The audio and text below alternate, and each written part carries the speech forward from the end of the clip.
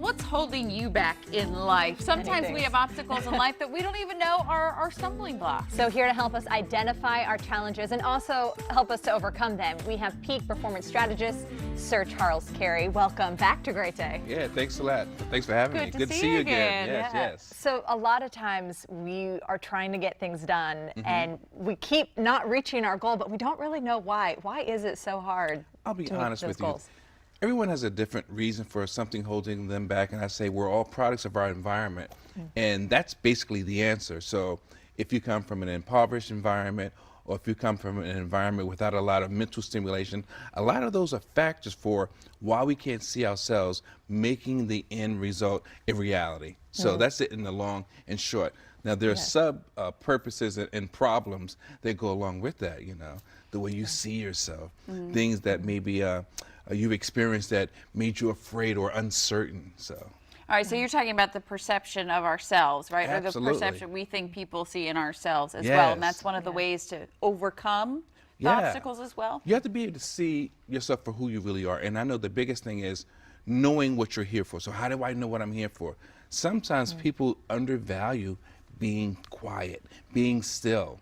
Because the answers come to us many times when we're just being still, being quiet, allowing the information, the answers to come to you, the answers to your prayers, or maybe just an occurrence, an epiphany.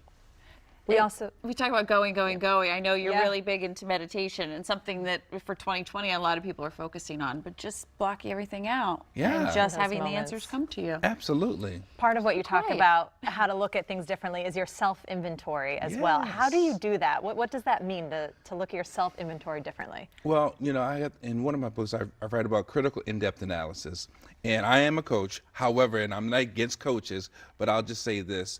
Sometimes you don't really need a coach. Sometimes what you need is what I call critical in-depth analysis, which means, again, being still, looking at yourself honestly. What is it that I do? What is it that I don't do? Where have I failed? Where haven't I failed? Where's my greatest joy? And you begin to see what it is that's specifically designed for you. And that's what you want to gravitate to. You know, so it's not difficult, but it's just not the normal way of thinking. Right. Yeah. And we talked about those roadblocks. So how do we change those? Well, that's also, it's really easy. We make things more difficult for ourselves than they need to be. We do. You want to be around people that, you know, you like. People that are doing the things that you want to do. They're going the places that you want to go. And even if they're not or have not arrived, they're on their way there. So you want to hang out with like-minded individuals. And that's a great tip to help you see who you are, see how to get where you want to be. Yeah. Why is belief so important as well? I know that was kind of one of the last things that we have to look at ourselves differently. Belief in yourself? Yeah. There's a song that says, if you believe, right? You have to believe, because if you don't think well of yourself, you cannot expect belief to come from the outside source, honestly. You know, we all have a different gift, a skill, a talent, whatever that ability is. And belief is so critical to what you think in your mind, what you truly desire, what you're maybe even afraid to say, for it to happen, for it to come to light, for it to show up in any shape, form, or fashion. So you have to believe, you know, even if it's a 10% shot, believe in that 10%. That may turn into 20%.